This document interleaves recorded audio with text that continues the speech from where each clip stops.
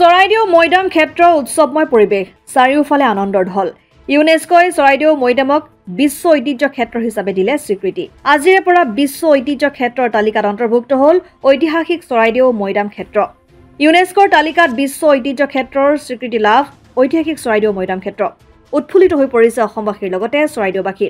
অসমবাসীৰ বাবে বহু প্ৰতীক্ষিত ইউনেস্কোৰ বিশ্ব ঐতিহ্যৰ স্বীকৃতি আজি লাভ কৰিলে ঐতিহাসিক চৰাইদেউৰ মৈদাম ক্ষেত্ৰই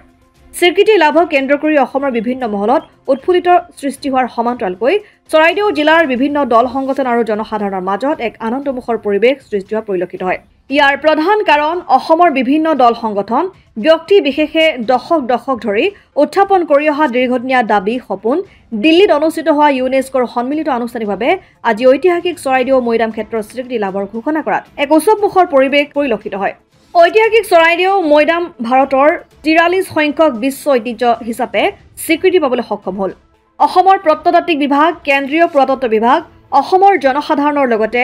অসমৰ প্ৰত্নতাত্ত্বিক মন্ত্ৰালয় যথেষ্ট উৎফুল্লিত হৈ পৰিছে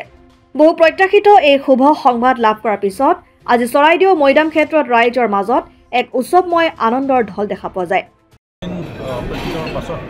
আজি আমি চৰাইদেউ বিশ্ব ঐতিহ্য ক্ষেত্ৰ পাবলৈ আমি সক্ষম হ'লোঁ তাৰ কাৰণে প্ৰথমেই আমি মাননীয় মুখ্যমন্ত্ৰী মহোদয় হিমন্ত বিশ্ব শৰ্মা ডাঙৰীয়া লগতে আমাৰ ভাৰতৰ প্ৰধানমন্ত্ৰী নৰেন্দ্ৰ মোদী ডাঙৰীয়া আৰু আমাৰ চৰাইদেউ আৰু আমাৰ অসম আৰ্কলজি ডিপাৰ্টমেণ্ট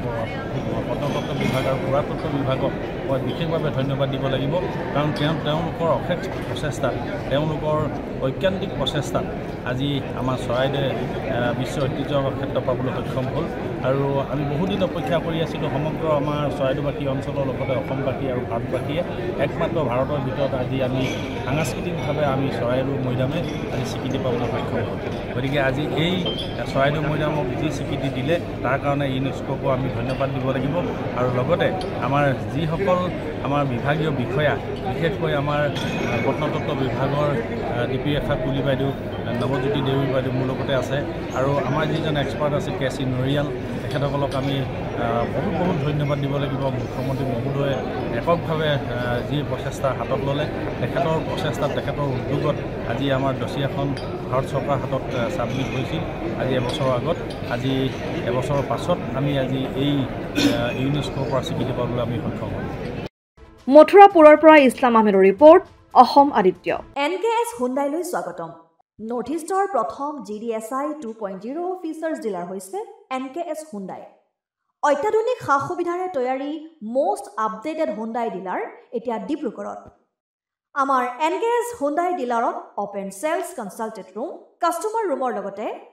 পুৰণি গাড়ীৰ এক্সচেঞ্জ ফেচিলিটিও ৰখা হৈছে ইয়াত সেলছৰ লগতে সাৰ্ভিস সেক্টৰৰ সুন্দৰ সুবিধা আছে প্ৰয়োজনীয় সকলো এডভান্স টুলছ হুইল বেলেন্সিং এলাইনমেন্টৰ অত্যাধুনিক machine post hydraulic lift fully trained man পাৱাৰৰ লগতে nitrogen gas filling facility fully automatic car ৱাছৰ ফেচিলিটিও আছে লগতে NKS হুণ্ডাই ডিলাৰে কাস্টমাৰ সকলৰ সুবিধাৰ্থে মোবাইল সাৰ্ভিস ভেনৰো ব্যৱস্থা ৰাখিছে য'ত হাইড্ৰলিক লিফ্ট ৱাছিং facility wheel balancing tyre pressure check কৰাৰ লগতে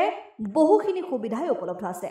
NKS হুণ্ডাইলৈ আহক আৰু সুবিধাসমূহ গ্ৰহণ কৰক